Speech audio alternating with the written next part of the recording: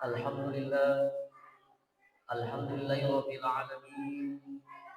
Wassalatu wassalamu ala asyrafil anbiya'i wal mursalin Sayyidina Muhammadin wa ala alihi wa ashabihi ajma'in. Amma ba'd. Asyhadu an la ilaha illallah wahdahu la syarika lah wa asyhadu anna Muhammadan abduhu wa rasuluh. Allahumma shalli wa salli ala sayyidina Muhammad wa ala alihi sayyidina Muhammad. Ya ibadallah, usikum wa iyaya bittaqwallah faqad fazal muttaqun. Faqad qala Allah Subhanahu wa ta'ala fil kitabil karim wa huwa asdaqul qailin. A'udzu billahi minasyaitonir rajim. Bismillahirrahmanirrahim. Ya ayyuhalladzina amanu taqullaha haqqa tuqatih wa la tamutunna illa wa antum muslimun. Wa qala aidan sayatsabanu ala ummati yuhibbuna al-khamsa wa yansawna al-khamsa. Sadaqallahul ladzi wa sadaqa rasulun nabiyul karim wa nahnu ala dzalika minasyahidin wasyakir walhamdulillahi rabbil alamin. Alhamdulillah,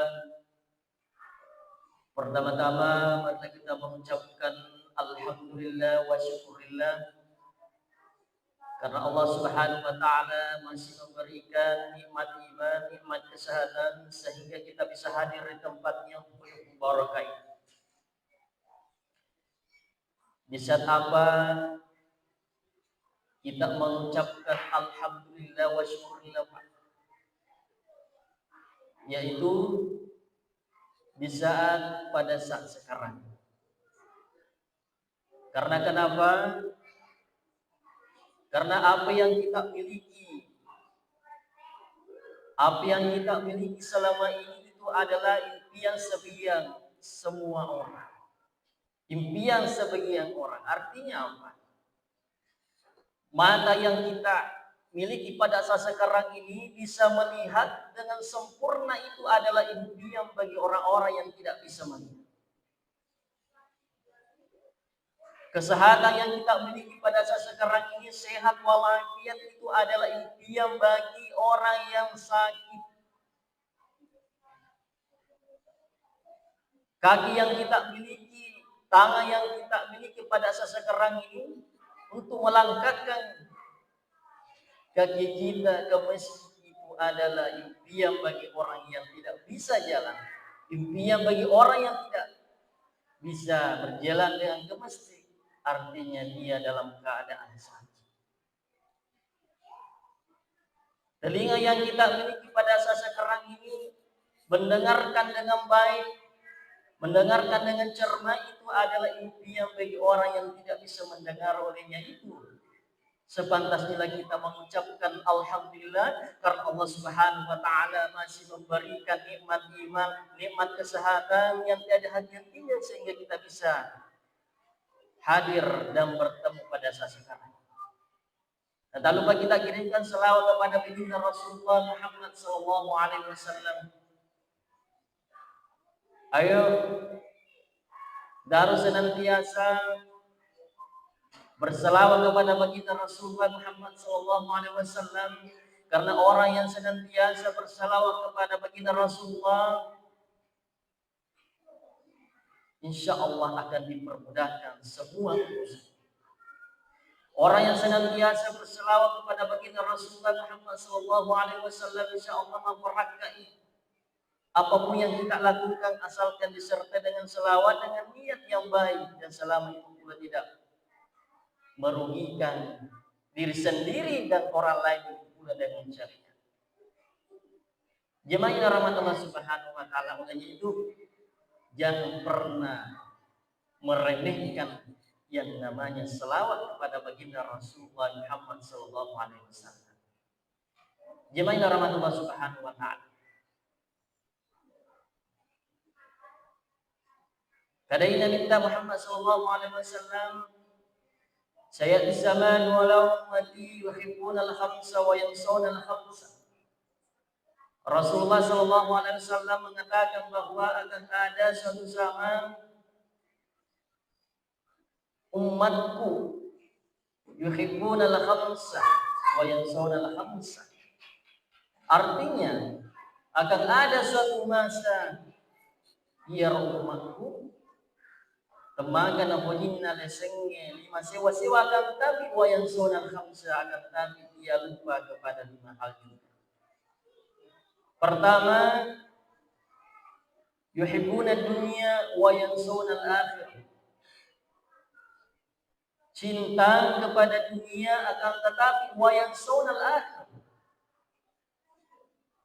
Maladda Imam Puji Rilino akan tetapi dia lupa kepada akhirat. Jamaah rahmat Allah Subhanahu wa taala. Kita bisa melihat bahwa sebagian orang yang tidak melaksanakan perintah Allah Subhanahu wa taala itu karena gara-gara urusan dunia. Sibuk dengan kerjaannya, Pak.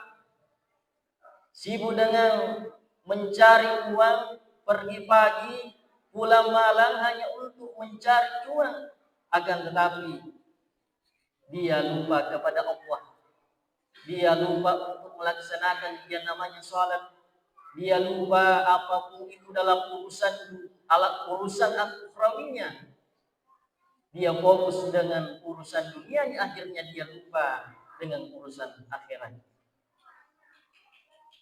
Banyak orang yang meninggalkan sholat karena dengan perintah dari bos. Banyak orang yang meninggalkan sholat karena saking pentingnya dalam suatu pekerjaan. Dia takut dengan bosnya, akhirnya dia abaikan yang namanya sholat. Dia abaikan dengan perintah Allah Subhanahu wa ta'ala. Kira-kira kalau kita mati, Pak, siapa yang akan menemani kita di alam kubur? Apakah keluarga kita, sahabat kita, anak kita, istri kita, atau bos kita yang akan menemani kita di alam kubur? Tentunya bukan. Tiada lain yaitu amalan-amalan kebaikan kita, terutama yang dan sampainya. Itu yang pertama, maka yang sampai kita terlena dengan urusan dunia kita. Akan tetapi kita lupa urusan akhirat. Jamaah rahmat Subhanahu wa ta'ala. Kemudian selanjutnya, yuhibbunal mala wa yansawna al-hisab. Terlalu cinta kepada harta akan tetapi wa yansawna al-hisab. Semua yang kita miliki pada saat sekarang ini, Pak, mobil yang kita miliki pada saat sekarang ini, rumah, keluarga, uang, emas, apapun itu akan diminta pertanggungjawaban. Jangan mengira bahwa sekecil apapun harta kita, jangan mengira bahwa itu akan tidak diminta pertanggungjawaban. Mau besar, sedang ataupun kecil, pasti kita akan diminta pertanggungjawaban oleh Allah Subhanahu wa ta'ala. Jemaah rahmatullah Subhanahu wa ta'ala. Itulah yang kedua, makanya janganlah terlalu cinta kepada harta. Akan tetapi ingatlah bahwa semua yang kita miliki pada saat sekarang ini itu akan diminta pertanggungjawaban oleh Allah Subhanahu wa ta'ala. Kemudian selanjutnya, terlalu cinta kepada bangunan yang mewah akan tetapi wa yansawna al-qubur. Malah ada Imam Bukhari resengi bangunan yang mewah akan tetapi nalupai makna tempat terakhir kita sebagai manusia, yaitu engkeki kejuwana. Hari ini kita masih bisa tidur di atas kasur yang akan tetapi besok kita akan berada di luar. Mau sekaya apapun kita, mau kaya ataupun miskin, pasti kita akan berada yang namanya di alam kubur. Pasti kita akan berada di bawah tanah. Sebagus-bagusnya rumah Pak, semewah-mewahnya rumah, dan ujung-ujungnya kita akan berada di bawah tanah. Dalam artian bahwa janganlah terlalu senang, janganlah terlalu terlena dengan bangunan yang mewah. ujung-ujungnya juga kita akan berada di bawah. Jemaah rahmat Allah Subhanahu wa taala.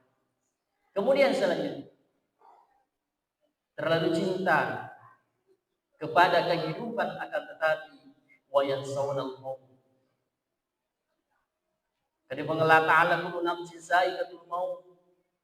Semua yang bernyawa